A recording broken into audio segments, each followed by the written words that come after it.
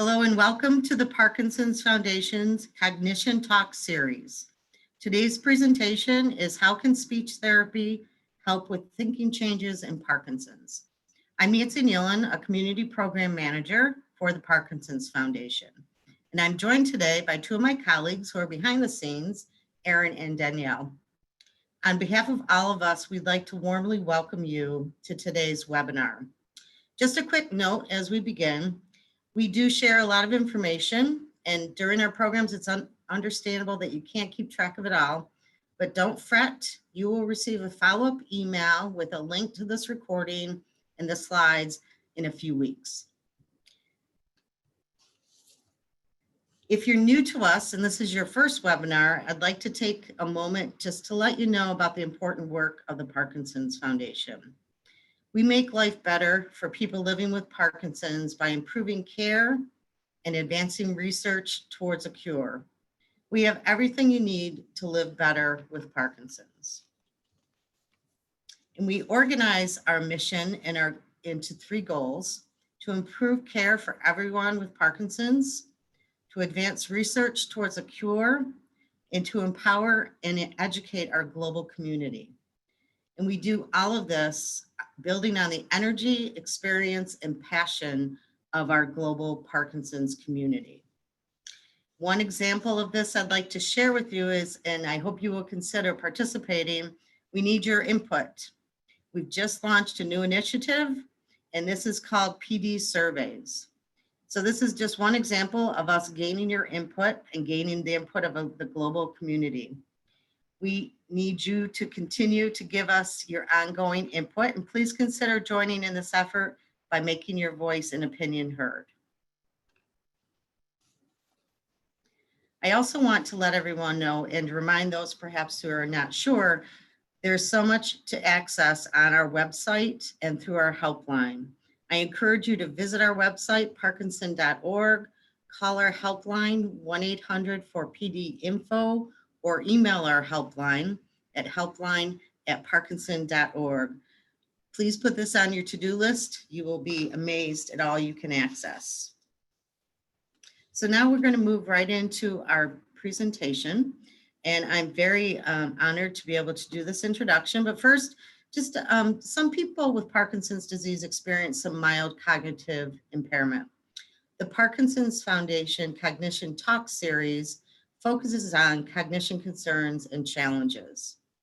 Parkinson's, of course, is a very complex disease.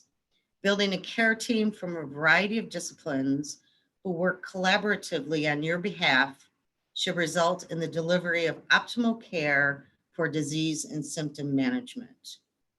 And we've done a number of these pre-recorded talks in this series, and today, very honored to have Dr. Darla Freeman join us. Darla Freeman is a doctor of speech language pathology certified by the American Speech Language Hearing Association. She earned her doctorate from Northwestern University with research focused on factors influencing successful behavior change in adult intervention. She earned her master's from the Ohio State University and bachelor's from the University of Pittsburgh. Dr. Freeman has been a part of the Parkinson's Foundation team training faculty since 2016. She was a two-time Parkinson's Foundation Community Grant recipient as well, and started Tampa's first Tremble Clefs Choir. She is trained in several treatments for Parkinson's, including LSVT Loud, Lee Silverman voice treatment, Speak Out, and Speech Vive. While teaching at the University of South Florida, she interacted with Dr. Robert Hauser and his team at the Center of Excellence by conducting screenings and providing educational forums. Currently, Dr. Freeman is a community partner providing services for patients with communication disorders at the Florida Center for Voice and Swallowing in Tampa, Florida. We're so lucky to have her with us today. Welcome, Dr. Freeman.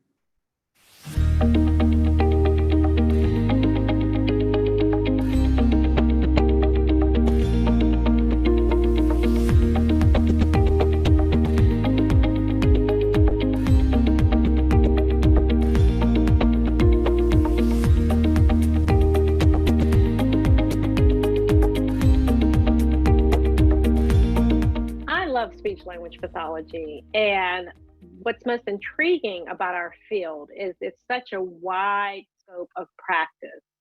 And I'm sure some of you may have seen a speech pathologist already for communication, but not cognitive impairment. So you may be wondering, what is happening to me that would make my physician say I need to see a speech language pathologist? We are experts in working with cognitive impairment, and I'd like to share with you some of the reasons why I would suggest for you to come and see someone in my discipline.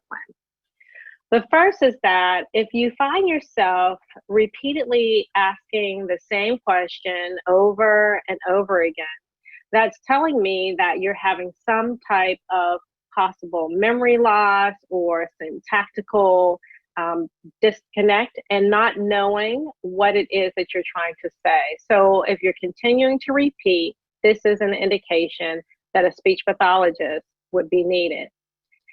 A second is that if it takes you a really long time to figure out what word that you're trying to say, we call that anomia. So anomia, A meaning without, nomia meaning naming, says that you have a challenge finding the right word.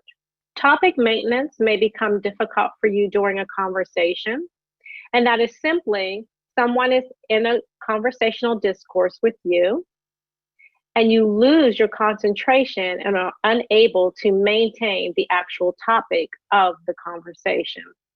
You might find yourself having a problem following multi-step directions.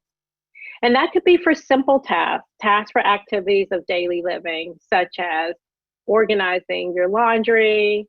It could be arranging an appointment. It could be making a simple recipe. When you're having difficulty in those situations, that indicates you have a cognitive impairment. You may also have a challenge with following daily routines and maintaining your schedule. And you may have an overall decreased interest in social activities. So if you find yourself disengaging in activities for some of the reasons we've talked about, like maintaining the conversation, or you just can't find the word to say, and it makes you feel inept and that you don't want to have a conversation and you just don't want to participate in things that you used to participate in before, it's time to see the speech language pathologist.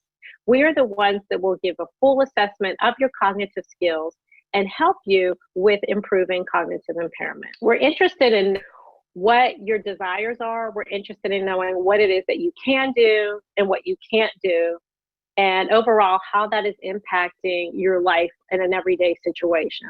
So the second thing that we will do after conducting an interview is we'll complete a diagnostic assessment.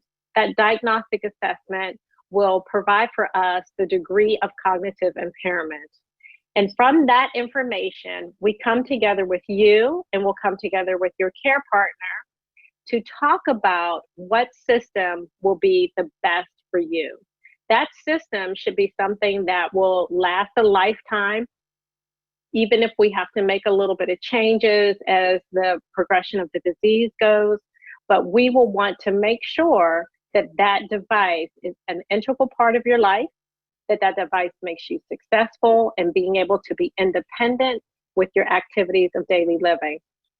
So let's take, for example, you're someone who likes technology, and you may say, I have a difficult time with keeping up with my appointments and remembering when my appointments are.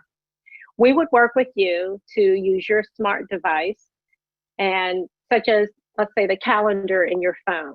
And that calendar in your phone can be used to set up appointments and have a reminder. And that reminder can come through as a signal on your phone. It can come through as an email, any way that you feel the most comfortable with that device.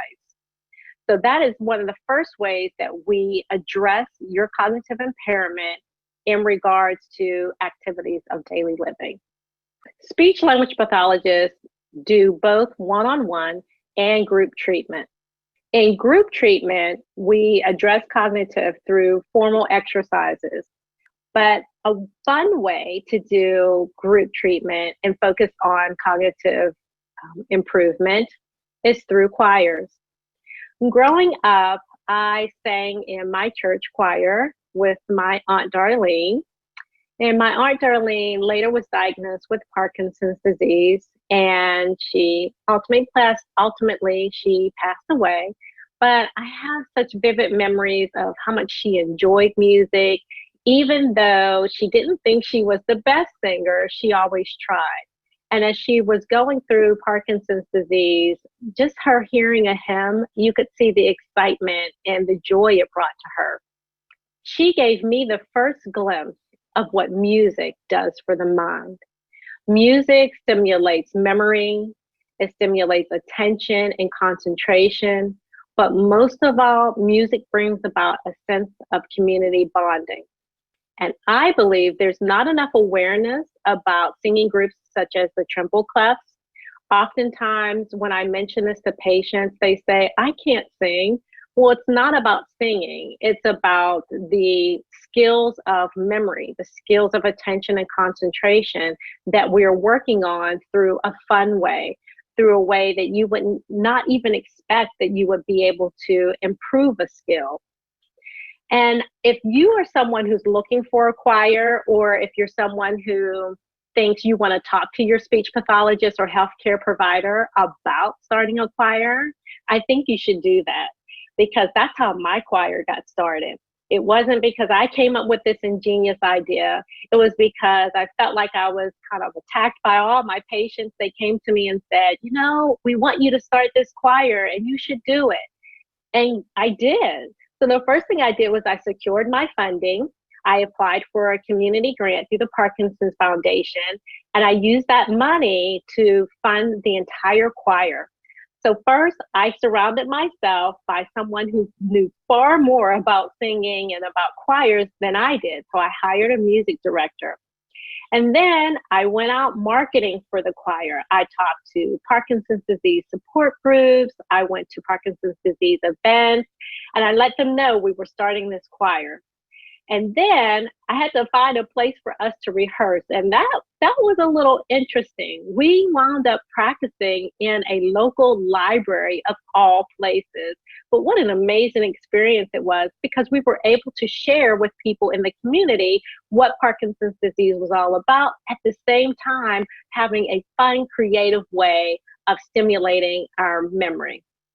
And then if you're not for sure how to go about talking to a speech pathologist or someone else about starting a choir, then reach out. In contrast to a group setting, a one-on-one setting is used to ideally look at your unique perspective of what's going on with your cognitive impairment. In that session, we will be addressing what you need to be successful and independent in your activities of daily living. For instance, we might go over what's called the compensation techniques inventory, and that inventory will match up what you do every day with your level of cognitive impairment, and then what type of aid will best fit your need.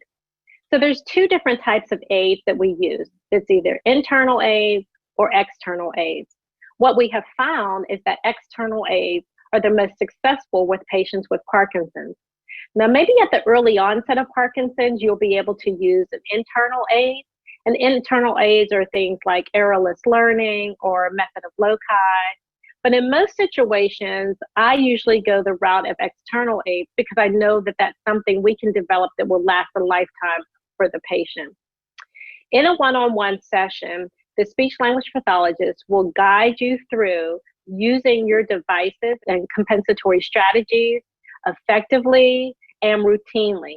And I find that being one of the most challenging things in individual therapy is that patients don't always know when to use their devices or how to use their devices. So our ultimate goal is to focus on how to use those devices in the right way at the appropriate time. Now, if you're at the beginning stage of Parkinson's and you feel that you want to learn more of the internal ways of improving your cognition, we can do techniques through cognitive behavioral treatment. And those are specific tasks aimed at making your memory better without the use of external aids. Let's take, for instance, errorless learning. Errorless learning is a way of starting you off, trying to learn something with a plethora of cues that are provided to you by your speech language pathologist. Our goal is to systematically remove those cues so that you will then internalize the information on your own.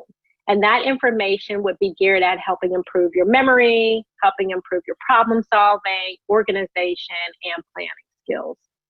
If that's something that you're interested in, have that discussion up front with your speech language pathologist during your initial meeting. So I'd suggest do your research, think a little bit about where you are and what you think is most important for you in your life and what you would like to succeed most with, so that we can help you with improving your memory and cognitive skills moving forward. Well, for a speech language pathologist, the pause means there is a type of cognitive impairment that you're suffering from. I find the pause to be intriguing, and that the science that's surrounding the pause to be of utmost importance, and that we need to really pay attention to the pause. When you're having a dialogue with someone and you take that empty pause, people start wondering, does this person have word finding difficulties? Maybe is it their verbal memory that's impaired? Or maybe they cannot make a syntactical connection, meaning they can't string the words together. These are all part of the connection between linguistics and cognition. And when that arises, we need to really pay attention. What we're learning about the pause is that the pause could possibly in the future be a biomarker for Parkinson's disease. It could tell us the degree of cognitive impairment, and it may indicate the stage of Parkinson's disease. Imagine this. You're talking to your healthcare provider and you have this pause. It lasts 10 seconds. We want to be able to turn that information into something meaningful. And by doing so, it helps us to create better plans for you. Better plans of care, how we will address the word finding, and what would be the best for our patients moving forward. One of my patients came into the office and said, I'm starting to drool a lot. What is this about? Am I producing more saliva? I'm just not for sure what's going on. And the myth behind drooling is that it's a swallowing problem. A swallowing problem in speech pathology addresses the actual physiological or mechanical way that we swallow. That's not what's happening with drooling. What's happening with drooling is that there's a decline in the ability to remember to swallow frequently. So drooling, what we also call solaria, is not a swallowing problem. It's actually a cognitive impairment.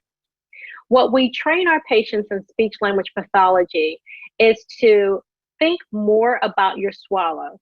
Try to remember to swallow more frequently. You can use external devices such as your watch, put a timer on your watch.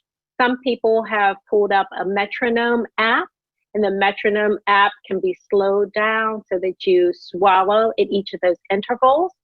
And something else we do is develop an external cueing system, such as placing a card on the table which says, remember to swallow, and you swallow more. You can put a little Post-it note on the wall. You can put any type of external mechanism that will make you remember to swallow.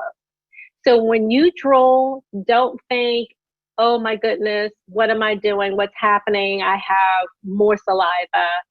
Think, swallow. Remember to swallow often.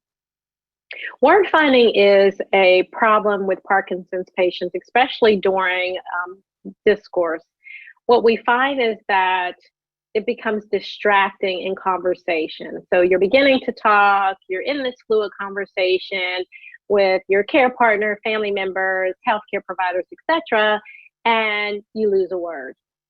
Well, we don't want you to be anxious about that or to be upset about that, but we want you to actually use a technique that can help you to decrease your word finding difficulty. Some of the suggestions that we provide in speech language pathology are things like describing what it is that you're trying to talk about. Use words that are similar that what you were trying to say. So if I were trying to say, I want to go outside, I might say, I want to go there, or I want to go for a walk.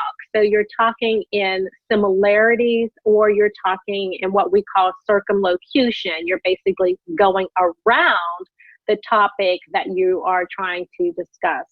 The biggest thing about word finding difficulty is understanding that it's there, but be patient with yourself. Continue to talk. What you have to say is very important, and we don't want you to shy away from communication because of anomia. Some of the specific things besides using those strategies that your speech pathologist might do in a one-on-one therapeutic setting is we may have you do verbal fluency tests. For example, if I would say to you, I want you to name as many animals as you can in a minute. So that would be more a drill and skill to help with your anomia. And we encourage you at all times to practice these things at home, practice them within the treatment session as well. But ultimately, strategies, keep moving forward, don't give up, and know that you're important. Brain games are lots of fun. They're very stimulable. They can be things that you're doing with your family members, so it helps you to engage. But brain games are really just fun when it comes to Parkinson's. I feel that they do stimulate you, but not improve your cognitive skills and your memory skills to the point where it's internalized. So brain games can be used to stimulate your memory. They can be used to help you have fun with your family and friends. But it's not something that I would rely upon to actually expand and change your cognitive impairment. Formal cognitive treatment called cognitive behavioral therapy is something that speech language pathologists are able to assist in. If this is something that you're thinking about and that you want to learn set strategies that are internalized instead of externalized, cognitive behavioral treatment may be for you. But this is something that you would discuss with your speech language pathologist to help you with improving overall memory. But keep playing the game because it keeps you thinking, it keeps stimulating you, and it'll drive you to want to use your words more. Speech language pathologists are here for you. We are concerned about your cognitive problems, your memory, your word finding, your ability to think of what you want to say, and handling that dreadful drool. So if you're looking for strategies, if you're looking for a unique approach that will help you with knowing how to remember what you need to remember, how to have that amazing conversation with your family and friends, then a speech language pathologist will be a beneficial asset to your cognitive care team.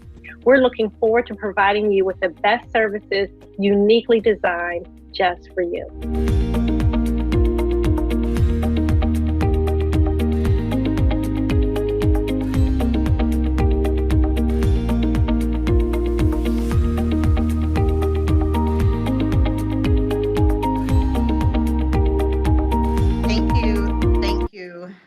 Thank you so much, Dr. Freeman. It is amazing what you were able to fit into your video. And now we are going to take on a gamut of questions. So as soon as you're on camera, there you are.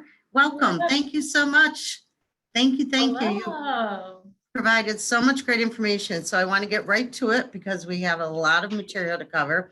And what struck me in your description of the dreadful drool, what an appropriate way, because I can only imagine how very difficult that is for people in so many ways. So we've had some questions come in specifically about that as you were talking. So let me ask, and I'm going to try, folks, to group things because we have so many questions. Oh my goodness, so many. So is there a connection between runny nose and drooling? There's actually people who they think it's a swallowing issue. And how about during sleep? So drooling during sleep. So can you expound a little bit on drooling? Okay, let me make sure I have all these down. We're going to be talking about drooling, runny nose, and drooling when we're sleeping. Yes. Okay, so, the premises of drooling, again, is not that you have increased secretions, but it is that the swallow is not frequently enough. You're not frequently swallowing enough during day, and obviously it would be also during nighttime. I want to start first by talking about some other treatments for drooling, because I know that question also did come up. So not only are techniques such as swallowing more advantageous, but there is about 4 different things someone had talked about using atropine sulfate 1%, and that is actually a sublingual treatment for drooling. And there's a few other things that are used to help to decrease drooling. They're in a category of anticholinergic drugs. There are some side effects to those drugs. So that is a question I would definitely talk to my medical physician about before thinking about taking one of these medications to decrease drooling. So that's going to serve to drive the drooling up more so than you just swallowing more frequently. When it comes to having increased, like having a postnasal drip or just a runny nose, that could be something else. I haven't heard that as in relationship with the drooling. Of course, I do work in an ear, nose, and throat practice. So, I see a lot of nasal discharge or postnasal drip due to allergies. And sometimes patients may have reflux. So that's something to also think about. It can give that symptom if you have reflux to the area of the throat. Okay. So when it comes to the drooling, remember to swallow more and perhaps talk with your doctor too about what could possibly be prescribed and see a speech pathologist. And that's a great segue that I didn't know I was giving myself. So let's talk about that. Many questions about, so how do you find a speech pathologist? Where do you even start with the process? And maybe you could tell our audience a little bit more about what LSVT and Speak Out, 2 specific Parkinson's related voice programs, are all about. Okay, fantastic. That is an amazing question. So you're looking for a speech pathologist. Like any other medical professional that you're looking for, you want to find someone who specializes in Parkinson's disease. So although the Parkinson's Foundation does recommend that you can go to the American Speech Hearing Association's website, that will give you a list of all certified speech pathologists by state. However, that does not mean that those speech pathologists all specialize in Parkinson's disease. So I would recommend a few different places to look for a speech pathologist who specializes in Parkinson's. One, that would be through the LSVT website, because they will have a link there for providers. Also, the Speak Out program. And some of you may have heard of the Speech Vive, V-I-V-E device. They also have a listing of providers. And then the 4th place would be through the Parkinson's Foundation. So if you go to these sites, you are guaranteed that you're going to be finding a speech pathologist, not only just in your area, but someone who specializes in Parkinson's disease. Why? Because all of these things are advanced training in Parkinson's. So typically, if you are interested and this is a specialty area for you, you are going to be trained in all of these different treatment modalities. So let's dive just a little bit deeper into LSVT and Speech Vive and Speak Out. I can share a little bit on each of those. Right. So LSVT is a systematic program. This was developed back in the 1990s. Dr. Lorraine Romick, who believed in, if we speak up, this is going to ignite other motor systems to have us be able to communicate clearer and louder. So the premises behind most of these programs is that speaking up and increasing vocal intensity will also improve articulation skills and just produce overall better communication. So LSVT is a 4-day-a-week program.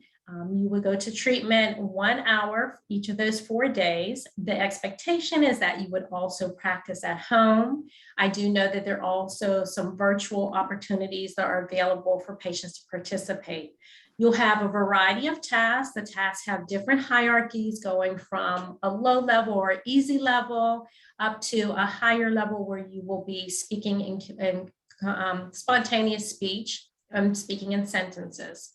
So that's the first program. The second program is called Speak Out, and that was founded outside of Dallas, right, like in the Houston area of Texas, no, Dallas area of Texas, by Samantha Laundrie. And they said, yeah, we agree. You know, they have some basic research. Their research is not as in-depth as LSVT, which started back in the 1990s, as I said, NIH grant funded. Speak Out is relatively new. And their program works on a 3-day-a-week, 45-minute session. You are doing some of the similar things with the basis of speaking louder. One of the things Speak Out does involve in their program, though, is a cognitive section. So every time you go to treatment, you have a workbook. The workbooks are free, and the workbook just takes you through everything you have to do over the course of 4 weeks. And the last is the speech by device. It looks like a behind the ear hearing aid. And what happens is what's fed into that hearing aid or fed into that device that looks like a hearing aid is a sound that sounds like you're kind of in a party. There's like background noise. And when you hear that, what Dr. Huber, who is the inventor of this device, is looking for is for your lumbar effect to be ignited or initiated. So you'll hear that background noise, and what do we all typically do? We speak up over that noise so that we can be heard. And so that's a device. It is now being covered by most insurances, and we recommend that for certain types of patients who we think can benefit from it. But those are the 3 programs, and those are the best ways for you to find a speech pathologist focusing in Parkinson's disease. Excellent. And I believe those great folks behind my teammates behind the scenes have dropped the links for all that. And remember, you're going to get this all again, so don't worry if you missed it. And Darla, sorry. That's fine. You mentioned, and this might be connected to that aid that you just mentioned, but we had a couple questions during the pre-recorded session about what devices you were referring to. So this is such new territory for most folks. Could you just explain a little bit more when you're referring to communication devices and or whatever you mentioned in the video? Could you say a little bit more about those? Oh, most definitely. So there are a few types of devices that I'm talking about. There are devices that we utilize for improving memory for activities of daily living. And then separately, there are devices that work on communication. So I can address both if that's what everyone would like. So beginning with devices that help with memory and cognition, the go-to these days is really your cell phone or an iPad or a tablet of some sort. When you are thinking about utilizing that type of device for memory, this is going to be a team approach. So not only will you be working with the speech pathologist so we can identify what memory issues are a problem and what would be the best information to pull out of your personal device, you'll also need to work with an occupational therapist, because obviously there can be some dexterity issues, there's tremor issues where you may not be able to manipulate or handle a specific device. And so there may be different ways that you need to be able to use a device. That's going to be an occupational therapist. But again, the speech pathologist is going to talk to you about what are your needs, what are you trying to achieve? If you're early stage Parkinson's and perhaps you're still working, how are you going to use your iPad or a computer or a personal phone? So that would be the device I'm talking about. That's the main one that most folks are using: phones, tablets, iPads, etc. Okay, great. Thank you. You're welcome. We know that no two people with Parkinson's are alike, and this is a very different disease from person to person. We also know that for some, as the disease progresses, and several people have written questions about this, that their loved one, their partner, has stopped talking altogether, or has, such low mumbled speech. So when you think about it from that perspective as a clinician, what do you recommend in those situations? Okay. Well, in those situations, we don't want you to give up on communication because it's still there. This may be a time when you are relying more on nonverbal communication, whether it be gestures or expressions. But you may want to think about, and perhaps, if you're in that stage where you feel like it's getting to that point, having a discussion about augmentative or alternative means of communication may be your route to take. As I was preparing for this, I actually looked at a good website of augmentative and alternative communication devices through the ADPA, and they had a lot of good information, which is the American Parkinson's Disease Association. Sure. And they really did talk about the team approach to finding the right augmentative device. And so I would recommend looking at that. But again, all the considerations, the same thing. You have to work with the occupational therapist. You have to work with the speech pathologist to find out what system would be the best. As far as restoration of oral means of communication, that at the later stages when your loved one has stopped communicating, it can be somewhat challenging. And that is just because the symptoms of Parkinson's disease are at that level. So being at that level, trying to get more, lingual movement or articulation movement will be somewhat challenging. So I would say sticking more to the augmentative alternative communication styles for gestures and other ways of expression non-verbally would be beneficial. So, and I just want to make sure I'm understanding, so that even if someone perhaps is not speaking, a speech pathologist is still the answer here to assist, to assess, and to make those kind of suggestions for alternative communication means? Most definitely, because, that is what we do, communication. But Okay. in this case, when we're at that later stage, I like the team approach between the speech pathologist and the occupational therapist. Oh, yeah. Because the occupational therapist will be the one that will say, yes, this patient will be able to use a particular device, because we may be to the point where they have to use eye gaze to initiate a device. So there's just different things. At that point, it has to be a team approach. Okay, absolutely. Yeah. And as the Parkinson's Foundation strongly encourages that in general. So yes. So let's take a few moments, and we've had a number of questions, and I want all of our attendees to know that we're trying to group and cover as many questions as possible. Let's talk about the difficulty with voice. So we've had questions about, of course, the soft voice, but stuttering or word finding. Sometimes I have a hoarse voice.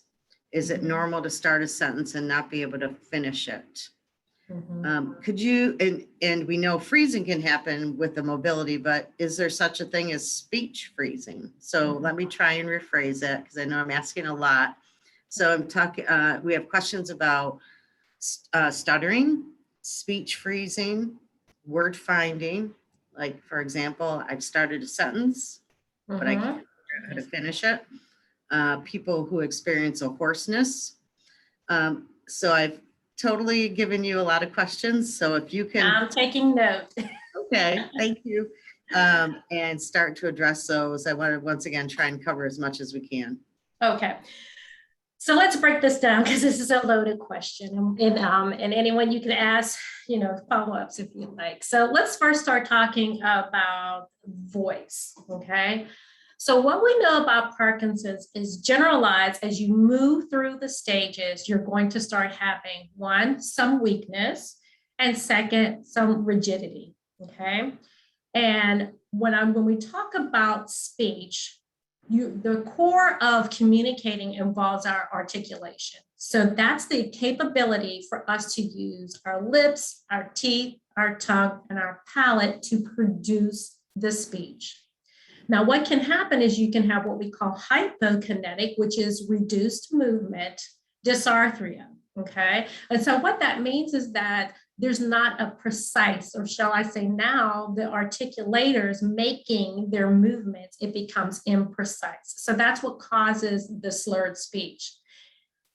Now, I want to dovetail that or connect it with voice, because this is an intricate system. You take in a breath, and I know one of the a question that came about is how is breathing impacting and why is that so important? Because when we take in a breath, that big body of air moves up through to the top of your trachea and begins your vocal cords vibrating. So another challenge that patients with Parkinson's have is a decreased ability to take in a deep breath, because that involves our intercostal muscles and making them actually help to expand and give you the deep air that you need. And that becomes a challenge. Not only that, but also posture becomes a challenge. You'll see a little bit of a slumping. So we actually need more upright movement, and we need the ability to take in deeper breaths. So once that airflow comes through, it begins the vocal cords to vibrating. So great, now your vocal folds are vibrating, but now how are the vocal folds moving? Okay. So the vocal folds need to open wide, but they also need to come completely shut. So they're controlling the air that's coming up from through the trachea. So the reason why we hear that breathy tone is because now, instead of, I'm just going to show you with my hands, this is the vocal folds open, that's the vocal folds closed. Many times with patients with Parkinson's, the vocal folds are now in a what we call bowed or spindle-like configuration. So at this point, now there's a constant leak of air. So patients will sound very breathy and their tone will get really low. So from that is how the three things are connected. Okay, so how do you care for that? You care for that through treatments like LSVT and Speak Up. Okay, because the goal is building the respiration and being able to build the intensity. There's other things that I can mention, like expiratory muscle strength training, that also helps as well. As you said, lots to cover. Yes. Let's talk about that hoarseness. Again, the hoarseness can come from the insufficiency of vocal fold closure, but don't rule out things like having allergies, having possible reflux to your throat. So while we know Parkinson's disease can have a large play in that, it is not always the only thing. So these are discussions, obviously, you would have with your medical provider, your primary care or neurologist. And then the third subject you wanted to talk about was word finding. So interesting, and I love this subject. And why I love this subject is because, as I mentioned in my pre-recording, it really merges together the two things that speech pathologists really love to do, and that's linguistics, the study of language, and cognition. How does it get there? So what's happening in Parkinson's is that your frontal cortex and your basal ganglia, they need to work together, and they need to work together really quick. And so when there's a dysfunction, then there becomes a delay. This is why what we found in most recent research is that if we do confrontational naming, again, name as many people as you can that begin with the letter F, or people's names that begin with F, or name as many animals as you can in 1 minute. Parkinson's patients seem to do fairly equal to those of the same age range. There's not really significantly that challenge. However, when you think about connected speech has all these rapid changes and rapid movements. You can start on one conversation, then the conversational flow is changing. There's different points of views, opinions, questions being answered, many changes. And so imagine that when you have to bring the thinking and process together quicker, and it's not available. And that's where you begin to get the breakdown of word finding. So is that answering your question? You have anything follow up to that? I'll reserve potentially that we might come back depending on, I just want to try and cover some more ground. Okay. And this one I think is near and dear to your heart and for many of us. So let's talk for a minute about singing. Yeah. So a couple questions we have here. Any special hints for singing with PD? Do you have any particular vocal practices that you recommend? And another person asked, why did I lose my singing voice and my speaking tone changed? Mm-hmm. Okay, so let's talk about the loss first. The loss goes back to mechanically how the throat is actually working. So if you have had an assessment with either an otolaryngologist or an ear, nose, which is also an ear, nose, and throat doctor, or a speech pathologist specializing in voice and swallowing, we are actually able to visualize your vocal folds. Most speech pathologists in general can listen to you, and we know that you're breathy. You can do a simple task like taking in a breath and trying to hold out the sound ah, and see how long you're able to hold that out, because there's norms for that. If you're not holding out sounds very long, then that's an indicator that mechanically the vocal folds are unable or not doing what they're supposed to do, which is opening to take a breath and closing to regulate air while you're talking. So this is probably the reason why your voice has changed and your singing has changed, because the mechanism just is not doing what it should be. And again, therapies can help with that. Okay. And then you had another part to that. Oh, let me go back to it. Hold on one second. It was, Okay. any particular vocal practices that you can recommend? I'm going to add on to that. Maybe not everyone will find a choir or be able to start one. So if you think about an individual, what would you recommend in terms of singing and to help with Parkinson's? Well, what I recommend is sing. There's no right way and there's no wrong way. But the encouraging way to have skills improve would be always remembering to take in a nice deep breath. And you're trying to improve that respiration. Do not sing beyond a point where you feel like you're squeezing out the sounds, and don't struggle. Not everybody is meant to sing Mariah Carey. So got to kind of tone that down. So sing where you're comfortable, because we don't want, you to have any distress in your throat. But the main focus is singing things you're familiar with. Even if you just get up and you're like, happy birthday, just sing it, because you know why? That stimulates memory, right? But it also is going to help with your breathing. And if you're singing louder, happy birthday, it's going to stimulate your articulation as well. Okay. So just so many benefits to that. Okay. Yeah. Excellent. Just sing. You can use that for a mantra. Just sing. And I want to come back to swallowing for a moment. I think I missed a very important part. We know that people with Parkinson's, and in general, many of us take medications and pills. So swallowing a pill or swallowing multiple pills multiple times a day, if you're having difficulty swallowing, Darla, can you address that a little bit? Most definitely. Understanding your swallowing will first start with being educated about swallowing. So you want to have a discussion with your neurologist or primary care physician, because if you're having challenges, you want to be referred for a swallow study. There are two types of swallow studies. One is called a modified barium swallow study. This is done at a local outpatient center. You will have a radiologist tech, and a speech language pathologist present. You will swallow pills. You will drink various different types of barium, thick, thin, a solid, and your swallow will be followed on x-ray.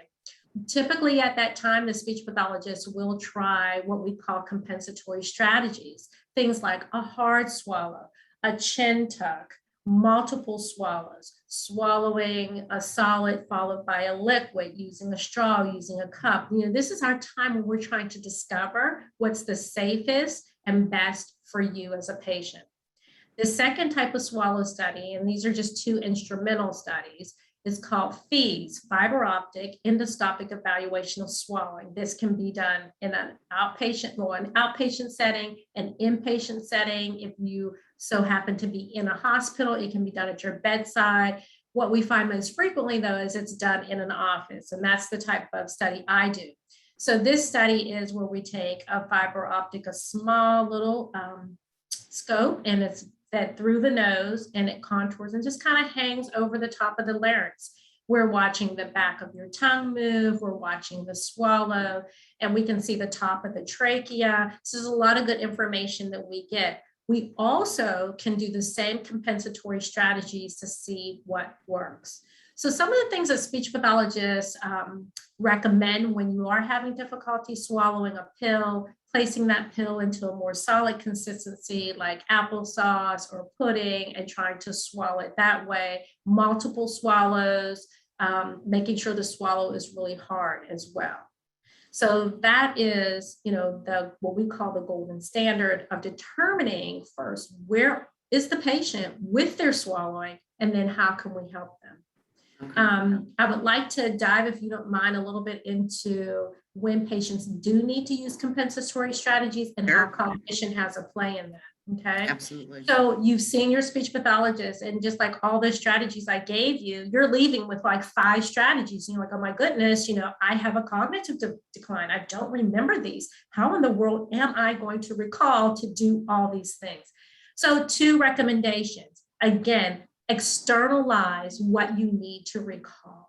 So taking the things that the speech pathologist recommends and putting them on little cards and setting them in front of you while you're eating so that you can read the card and know this is what I need to do.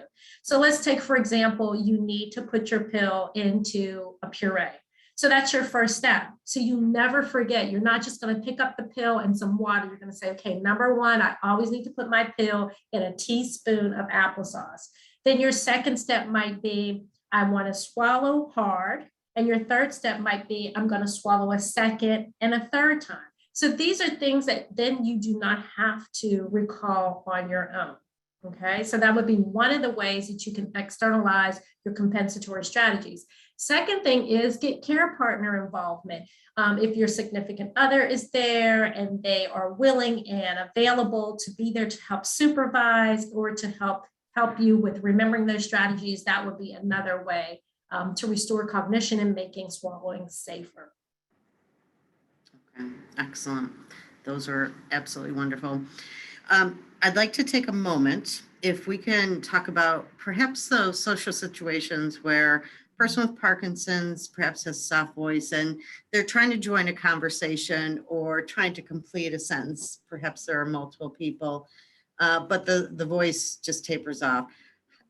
What do you recommend for people in this situation, particularly maybe even advice for the spouse, the care partner, the caregiver, or another family member who might be around the person?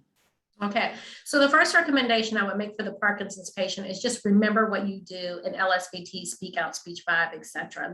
Remember those techniques. Taking a breath will always be crucial because the respiratory support is most important. It's like the fuel for your car, it's the fuel for your voice. Second thing would be try to take more frequent breaths. So whereas before you could draw out a sentence, you may not be able to do that. So you may have to block off and do more breath renewals. Care partners. We know care partners love their patient or love their person, and they really want to be helpful. What is the most advantageous for your loved one, though, is giving them the opportunity to say what they have to say and being patient. But you might be that voice that tells everyone, just be patient, they'll finish, okay? Right. But you also could be the one in the background, like I frequently do. I'm going, you have your own little cue of telling your person to speak up. It could be a tap, it could be your eyes lifted up, it could be a hand gesture, it could be a look.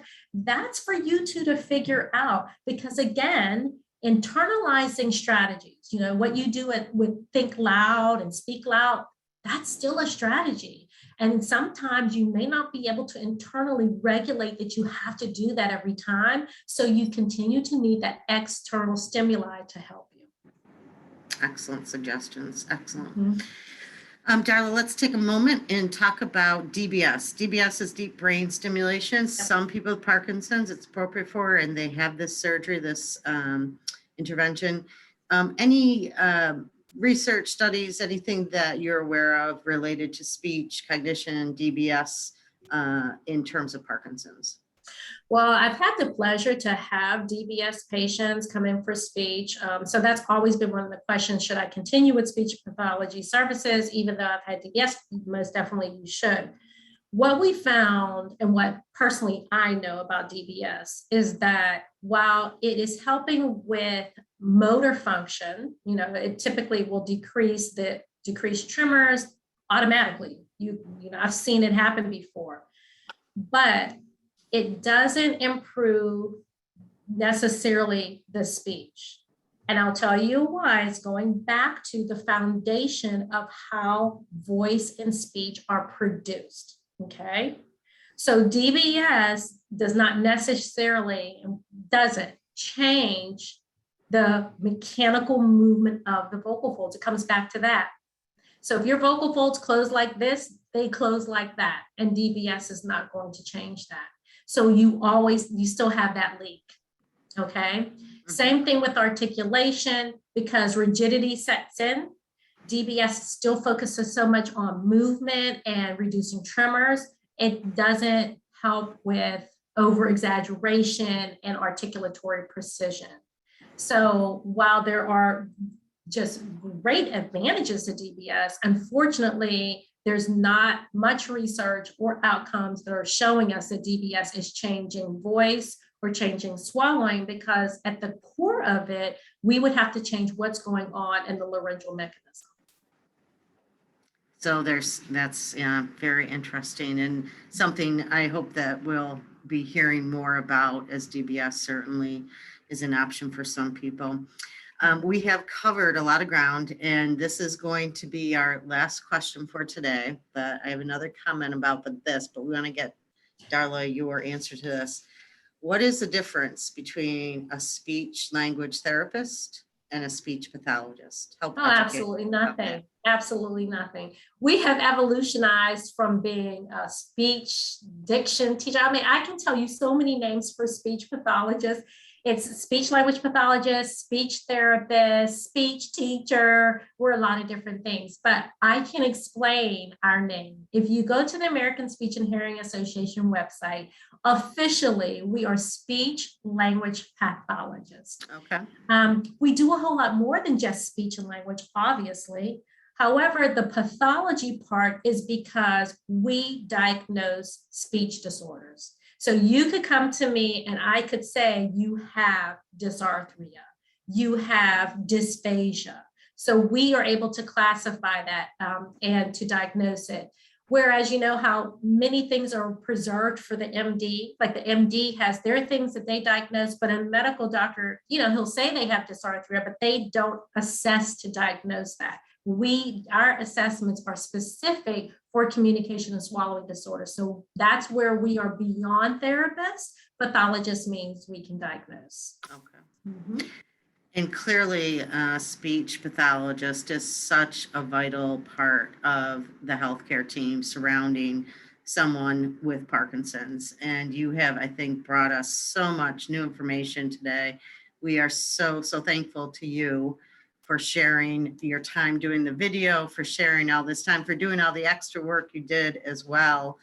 And I'd like to share with everyone, all of our attendees, that because we've had such an overwhelming response to today's webinar, to this topic, please know we will be pursuing this to bring you even more on this area, because I know we've just scratched the surface. And you can always go to our helpline by phone or email for your questions that we didn't get to today. So Darla, Dr. Freeman, many thanks. It's so wonderful to work with you. And I'd like to thank all of our attendees as well for joining us today. A pretty big crowd we had today. So we are thrilled that this met so many needs. After our program concludes, you'll see a window that will pop up, and we'll ask you if you can complete our evaluation. Once again, give us your feedback. We need to know what you think, how you feel about our programs.